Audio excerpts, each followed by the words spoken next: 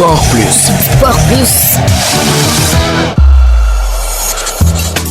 Bonjour et bienvenue dans votre rubrique sportive Sport Plus. Patrice Motsepe confirme la Ligue des Nations africaines tous les ans avec un format zonal. En effet, en conférence de presse tenue vendredi à l'issue du comité exécutif de la CAF à Dar es Salaam, le président de la Confédération africaine de football a confirmé des changements majeurs pour le football africain. La Coupe d'Afrique des Nations CAN se jouera désormais tous les 4 ans à partir de 2028, tandis qu'une Ligue des Nations africaines sera organisée tous les 2 ans avec un format par zone régionale. Cette Ligue des Nations permettra, selon Motsepe, de maintenir la compétitivité des équipes africaines chaque année à l'image de la Ligue des Nations européennes et sera programmée sur les dates FIFA de septembre à novembre. Pour la première édition de la Ligue des Nations africaines, le Sénégal évoluera dans la zone UEFA qui regroupe actuellement les nations suivantes: Sénégal, Mali, Guinée, Guinée-Bissau, Gambie, Sierra Leone, Libéria et Cap-Vert. La Mauritanie, qui était précédemment dans une autre zone, rejoindra également l'UNAF,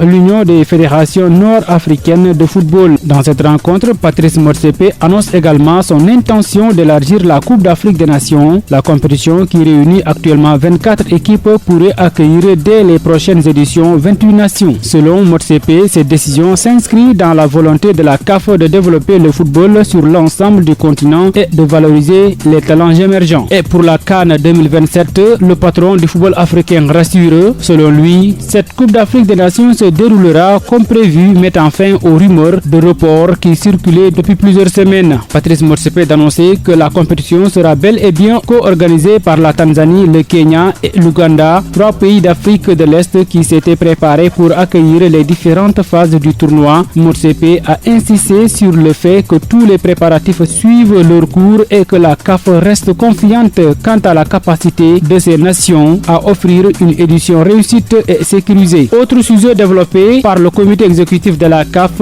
reste la CAN féminine 2026. Elle ne devrait pas être bougée. Patrice Motsepe confirme que la compétition devrait se dérouler en lieu et du temps voulu. Il confirme que cette compétition aura lieu du 17 mars au 13 avril prochain au Maroc, car plusieurs pays souhaiteraient organiser l'événement, mais il n'y avait pas le temps pour la CAF. En mercato, le milieu défensif sénégalais Sidi Sarr s'est officiellement engagé avec Al-Khadisiyah Bani Walid, pensionnaire de la Premier League libyenne. L'ancien international sénégalais rejoint donc le club librement à l'issue de son contrat avec AS Soliman en Ligue Ipro de la Tunisie. Après son passage en Tunisie, le natif de Thiès a choisi donc la Libye pour relancer sa carrière. Formé à Dakar Sacré-Cœur, le milieu de terrain s'était d'abord relevé en Belgique avant de poursuivre sa progression en France, où il a notamment porté les couleurs du Nîmes Olympique et du FC Lorient, découvrant ainsi la Ligue 1 et la Ligue 2. Un passage au Portugal puis une expérience en Tunisie sont venus enrichir son parcours. Ancien international sénégalais, Sidi Sarr tentera donc d'apporter ainsi son expérience dans l'entrejeu à Al-Khadisiyah Bani Walid. La durée de son contrat n'a toutefois pas été précisée par le club. En Espagne, les dirigeants du FC Barcelone réfléchiraient à déposer une plainte formelle auprès de la Fédération espagnole de football contre l'arbitrage, ce après un véritable cauchemar vécu jeudi sur la pelouse d'Atlético Madrid lors de la demi-finale allée de la Coupe du Roi. Les motivations vont de 2 sens. Un hors-jeu sifflé par l'arbitre Martinez